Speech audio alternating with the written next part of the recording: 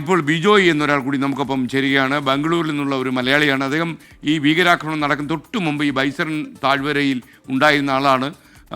Bijoy, good morning. Bijoy തിരിച്ചെത്തിയോ? തിരിച്ചെത്തി.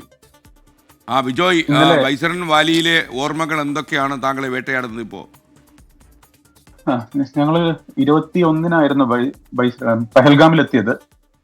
അതിനുശേഷം ഞങ്ങള് 21-ന് മഴയായത് കാരണം അന്ന് പുറത്തു പോകാൻ കഴിയുന്നുണ്ടായിരുന്നില്ല. പിന്നെ ഹോട്ടലിലായിരുന്നു അന്നുണ്ടായിരുന്നത്.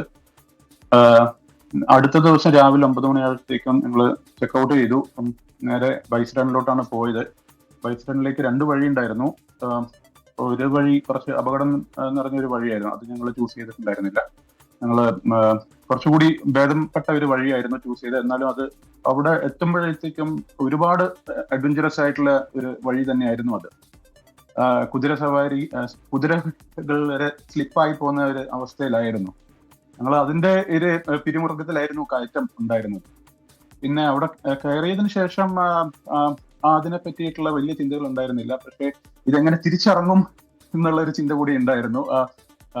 അവിടെ എത്തിയതിനു ശേഷം നല്ല എന്താ പറയാ, ഈ പേര് പോലെ തന്നെ മിനി സ്വിറ്റ്സർലാൻഡ് പോലെ തന്നെ അങ്ങനെ വളരെ നല്ല ഒരു പ്രദേശമാണ് ഇത്.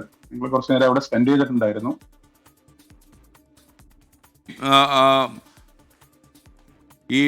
എനിക്ക് തോന്നുന്നത് താങ്കൾ ബൈസൺ വാലിയുടെ താങ്കൾ പകർത്തിയ ദൃശ്യങ്ങളാണ് ഞങ്ങളിപ്പോൾ കാണിച്ചുകൊണ്ടിരിക്കുന്നത്. അപ്പോൾ അവിടെ യഥാർത്ഥത്തിൽ വളരെ സമാധാനപരമായ അന്തരീക്ഷമാണ്. ഈ അന്തരീക്ഷമാണ് യഥാർത്ഥത്തിൽ ഈ തീവ്രവാദികൾക്ക് അലോസരമായത്.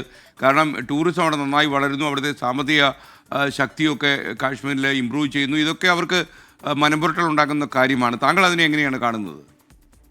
അതെ, ബൈസറണിൽ ഞങ്ങൾ ഇതുപോലെ ഫോഴ്സസ് ഒന്നും കണ്ടിട്ടുണ്ടായിരുന്നില്ല. CRPF, JNK പോലീസോ ഒന്നും ഉണ്ടായിരുന്നില്ല.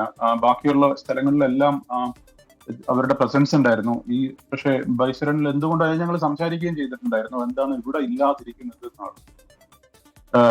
ഒരുപക്ഷെ അത് മുതലെടുത്തിട്ടുണ്ടാവാം തീവ്രവാദികൾ. താങ്കൾ എപ്പോഴാണ് ഇവിടെ ഒരു ആക്രമണം ഇങ്ങനെ നടന്നു എന്ന വിവരം അറിഞ്ഞത്? ഞങ്ങളത് ഇറങ്ങി താഴെ എത്തി ഒരു മണിക്കൂർ കഴിഞ്ഞതിന് ശേഷമാണ് അറിയുന്നത്.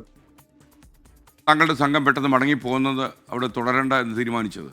ഉടനെ തന്നെ ഞങ്ങൾ മടങ്ങി. ഞങ്ങൾ പിന്നെ അവിടെ നിന്നില്ല, ഉടനെ ഞങ്ങൾ ശ്രീനഗറിലേക്ക് പോന്നു. Okay, thank you Bijoy. ഈ ബൈസൺ വാലിയിൽ ആക്രമണം നടക്കുന്ന തൊട്ട് മുമ്പ് അവിടെ ഉണ്ടായിരുന്ന ബാംഗ്ലൂരിൽ താമസിക്കുന്ന മലയാളി സുഹൃത്താണ് നമുക്കൊപ്പം ഇപ്പോൾ ചേർന്നത്.